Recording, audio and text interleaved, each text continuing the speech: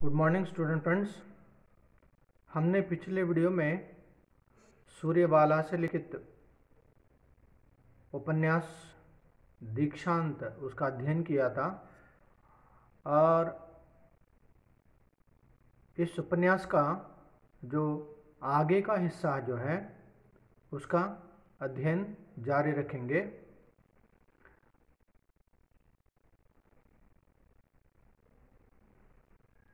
चबूतरे पर सलाह मशवरा राय बातों के दौर चलते रहते। हेडमास्टर साहब तक पिता से पूछे बिना कोई कदम न उठाते। गांव का मिडिल स्कूल खुला ही था। पिता के अथक परिश्रम और अनवरत भागदौड़ के फलस्वरूप और खुलने के बाद भी स्कूल की आधी ज़रूरतें तो पंडित जी मतलब पिता के घर से ही पूरी होती। पाठशाला की लाइब्रेरी उनके घर के किताबों के अंबार से ही छांट कर बनाई गई थी। फिर भी जब जिसे किसी पुस्तक की ज़रूरत हो झट पंडित के घर दौड़ा दिया जाता। तो यहाँ जो हमारे इस उपन्यास के नायक जो है विद्याभूषण मिश्र, वह अपनी बचपन की याद कर रहे हैं। बचपन में जिस तरह की उनकी शिक्षा दीक्षा हुई थी और वहाँ उस स्कूल के गांव के माहौल में शिक्षा की व्यवस्था किस प्रकार होती थी ಅದನ್ನೆಲ್ಲ ಅವರು ನೆನಪಿಸ್ಕೋತಾರೆ।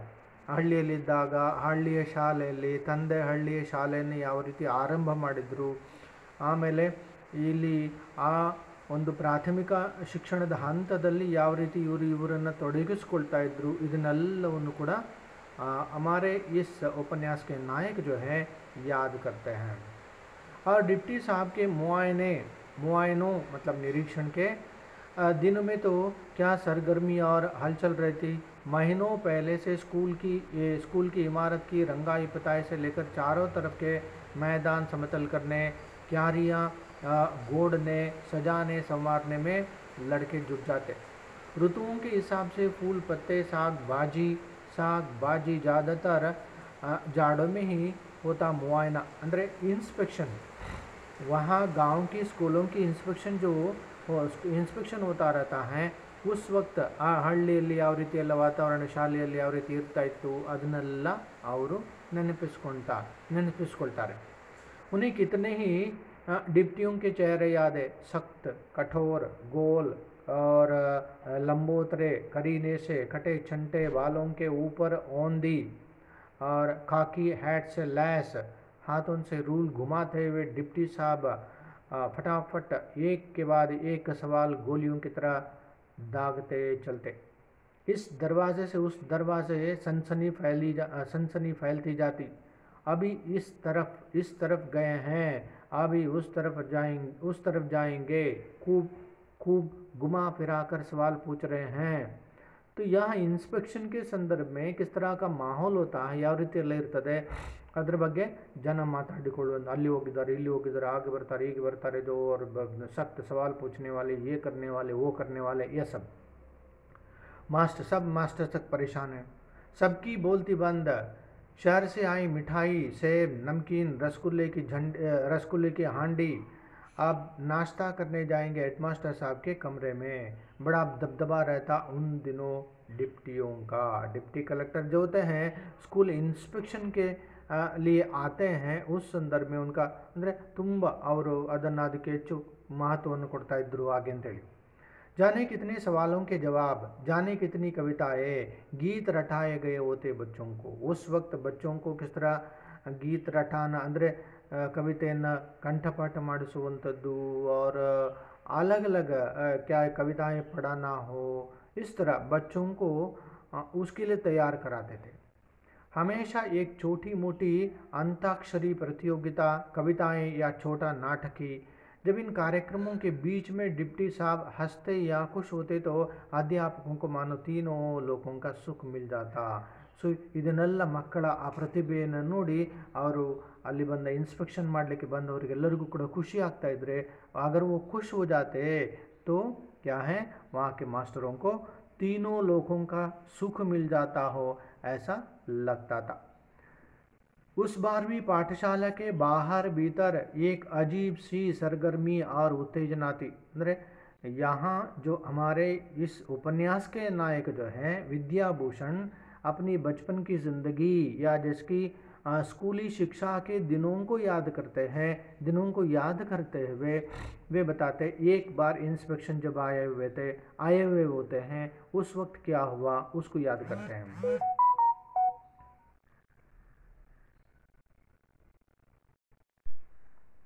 उस बार भी पाठशाला के बाहर भीतर एक अजीब अजीब सी सरगर्मी और उत्तेजना थी। बाहर क्यारियों के क्यारियों की ईंटें सफ़ेद चूने और गेरू से पुती होती। अंदर बरामदे के खम्भों और कक्षाओं की खिड़कियों पर कार्डबोर्ड की तख्तियों पर लिखे नीति वाक्य झूलते रहते। सा विद्या या सा विद्याय उन्मुक्तये विमुक्तये मा फलेषु कदाचन जननी जन्मभूमिश्च स्वर्गादपि गरीयसे। तो ऐसे ही नीति वाक्यों से जुड़ी तो वह मुआयने वाली घटना है जिसे वे जीवन भर कभी भूल सकेंगे। हमेशा की तरह इस बार वाली डिप्टी साहब भी हैट लगाए हाथों में चमचमाता रूल लिए गाड़ी से उतरे। स्कूल की इमारत में दाखिल होने के बाद उन्होंने हैट उतारकर बगल में दबाया और रूल घुमाते हुए पूरे स्कूल का मुआयना करने लगे। बरामदे से तेज तेज गुजरते हुए उनकी निगाह अचानक दफ्ती पर सुघर अक्षरों में टंगे रंग बिरंगे वाक्यों पर पड़ी।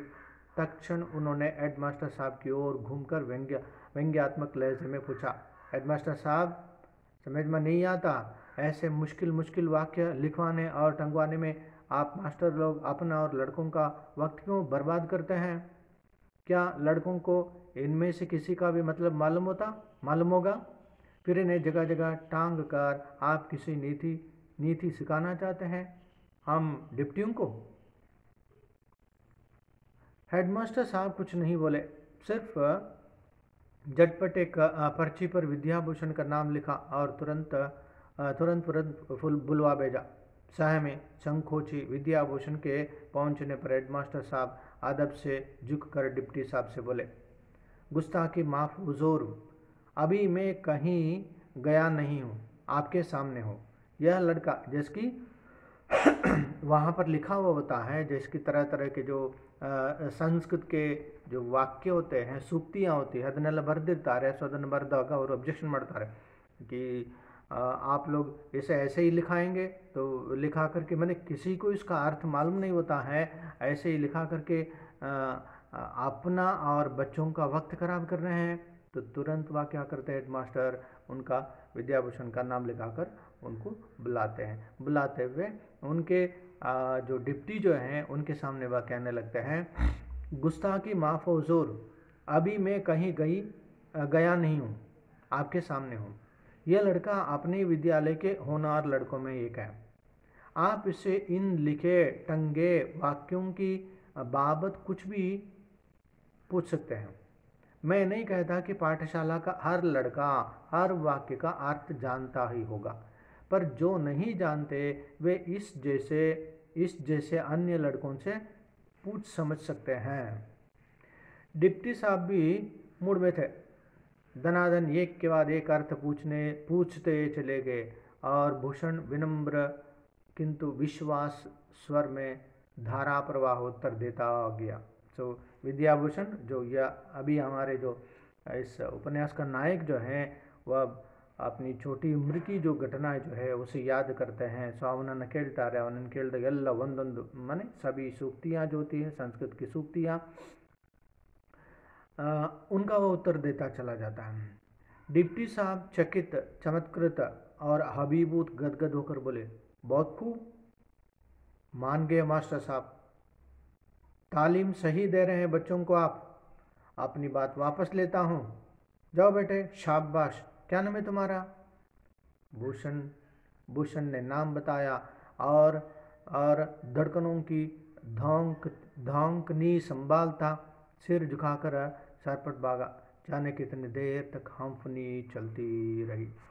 जलपान के बाद डिप्टी साहब के स्वागतार्थ एक छोटा सा कार्यक्रम रखा गया, जिसमें विद्याभूषण ने गांधी जी की मृत्यु पर लिखी एक मार्मिक कविता सुस्वर सुनाई। देश के सपूत का महाप्रयाण, देश के सपूत का महाप्रयाण है। धुली स्वच्छ आदबाही कमीज, लट्ठे का थोड़ा उठंगा ही पाजामा, छंटे छंटे छोटे तराशे बाल और माँ के हाथों चिकनाया चेहरा, स्पंदित होठों से जैसे शब्दों की उद्दाम वेगवती धारा फूट रही थी।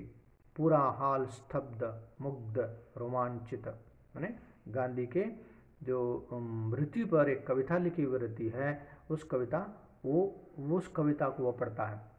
डिप्टी साहब पसीजती आंखों के कोर छिपाते पूछ बैठे, यह वही लड़का है ना?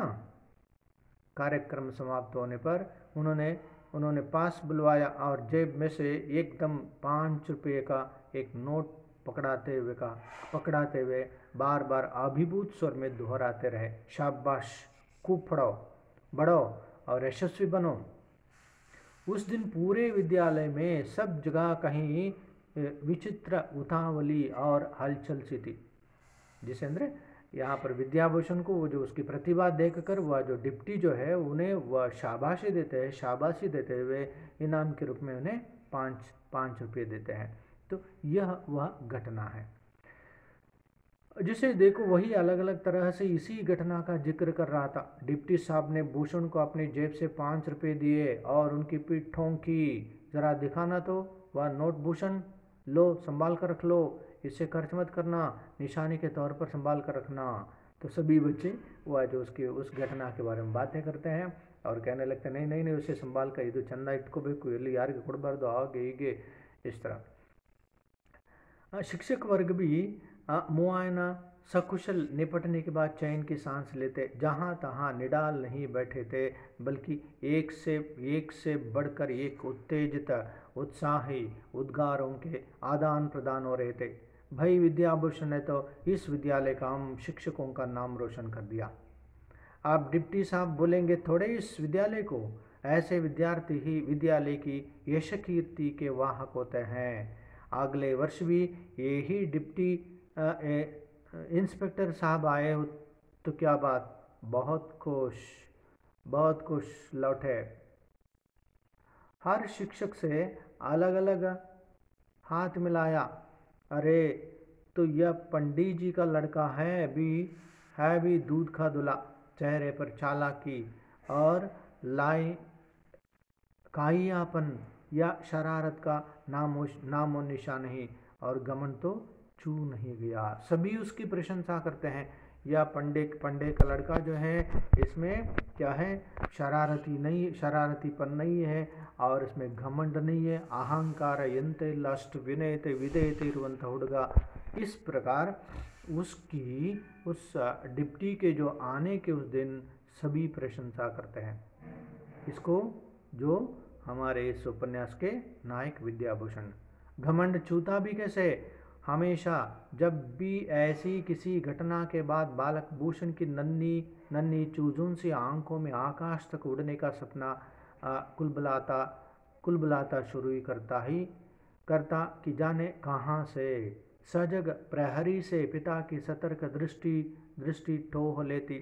ऐसी छोटी मोटी उपलब्धियों का उद्देश्य मात्र यही होना चाहिए कि अपने परिश्रम और अध्यावसाय में दूनी लगन और निष्ठा से जुट जाना जाए। यह नहीं कि उसी को सोच कर मगन होते रहो और अपनी प्रतिदिन की पढ़ाई भी ना कर पाओ। तो विद्याभूषण के पिता जो है वह भी शिक्षक है, उसको याद दिलाता रहता है, ईदू तुम्हें इस तरह की शाबाशी मिली है, यह अंतिम क्या है, यह मतलब क्या कहते हैं, गोल नहीं। నేను ಇನ್ನು ಮುಂದೆ ಚಂದ ಓದಬೇಕು, ಇದನ್ನೇ ಕೊನೆ ಅಂತ ತಿಳ್ಕೊಬಾರ್ದು, ಇದನ್ನೇ ನೆನಪಿಸ್ಕೊಂಡು ನೀನು पढ़ाई को बोलना नहीं। इस तरह उसको समझाते रहते हैं। भूषण चौंक कर सकुचा जाता। कैसे जान लिया था पिता ने? सचमुच पिछले तीन चार प्रहरों से सामने किताब खुली होती, लेकिन आंखों के आगे से डिप्टी साहब और हेड शाबाशी ठूंकते ठूंकते हाथ और 5 रुपए के नोट हटता है नहीं। कानों में भी वही उतावली उत्तेजना भरी हलचल। ऐसे में पिता की आवाज़ सचमुच बेद बेद और चेत जाती है। ये छोटी मोटी उपलब्धियाँ तो मनुष्य की परीक्षाएं हैं इंद्र। ಈ ಸಣ್ಣ ಪುಟ್ಟ ಎಲ್ಲ ಯಶಸ್ಸುಗಳುಂಟಲ್ಲ, ಇದು ಮನುಷ್ಯನಿಗೆ ಬರುವಂಥ ಪರೀಕ್ಷೆಗಳು परीक्षाएं हैं, कसौटियाँ हैं कि देखे यह कितना खरा है, और कभी कभी उसे पथभ्रष्ट करने का नियति का षड्यंत्र भी। तो इस तरह जो ವಿದ್ಯಾಭೂಷಣ್ के पिताजी उनको क्या है ಚೇತ ಅವನನ್ನು ಎಚ್ಚರಿಸ್ತಾ ಇರ್ತಾರೆ ಈ ಥರದ ವಾಕ್ಯಗಳನ್ನು ಹೇಳಿ ಹೇಳಿ। वही अंतर कहाँ था विद्यालय और घर में, ಅಂದರೆ विद्यालय और घर में सभी इसी तरह का अंतर दिखता रहता है, माने इसी तरह का जो वातावरण है ಮನೆಯಲ್ಲಿ ಶಾಲೆಯಲ್ಲಿ ಎರಡು ಕಡೆ ಕೂಡ। पिता सीधे साधे अध्यावसायी व्यक्ति प्राप्त पुस्तकों से अर्जित ज्ञान और संस्कार के बल पर चरित्र को जीवन की सबसे बड़ी पूजा मानने वाले, ಅಂದರೆ सबसे बड़ी पूजा मानने वाले जो चरित्र जो कैरेक्टर जो होता है वह पुस्तक पढ़ने से और जो निस्वार्थ आदमी बनता है वो आदमी नेकी ತುಂಬ ಅಂತ ಹೇಳ್ತೇವೆ, ಒಬ್ಬ ಬುದ್ಧಿವಂತ ಅಂತ ಹೇಳ್ತೇವೆ। इस प्रकार उस एकनिष्ठ ज्ञान में ना कहीं हटता ना टकराव, जीवन के शब्दकोश में सच झूठ नेकी बदी और उचित अनुचित की सीधी सच्ची परिभाषाएं थी। दुख और अभाव तो थे, लेकिन ऊहापोह और द्वंद्व नहीं था। एक सीधे सच्चे जीवन और समाज का स्पष्ट लाइनों में खिंचा खाका था। उस नक्शे को हर समझदार व्यक्ति सही मानता था। आकांक्षाएं भी महत्वाकांक्षाएं भी, पर उन्हें पाने के लिए सही रास्ते के चुनाव की भी अपरिहार्यता थी। हठधर्मिता दुस्साहस और कैसा भी कुतर्क लोगों की दृष्टि में हेय वस्तुएं थी। तो इस प्रकार यहाँ पर विद्याभूषण अपनी ज़िंदगी की जो बचपन की जो घटनाएं होते हैं उन घटनाओं को याद करते हैं। वह जिस ಅಂದರೆ ಅವನು ಯಾವ ಪರಿಸರದಲ್ಲಿ ಬೆಳೆದಿರ್ತಾನೆ, ಯಾವ ವಾತಾವರಣದಲ್ಲಿ ಬೆಳೆದಿರ್ತಾನೆ, ಈಗಿನ ಶಿಕ್ಷಣದ ಶೈಕ್ಷಣಿಕ वातावरण ಎಂಥದ್ದು ಯಾವ ರೀತಿ ಉಂಟು, उसके जीवन में उसके बचपन में जिस तरह की शैक्षिक वातावरण जो माहौल था उन दोनों की वह तुलना करता है, उन दोनों को वह क्या है याद करता, अपनी ज़िंदगी की उन घटनाओं को वह याद करता है। तो मित्रों आज के वीडियो में इतना काफ़ी है, और एक वीडियो के साथ आगे का हिस्सा हम अध्ययन करेंगे। धन्यवाद।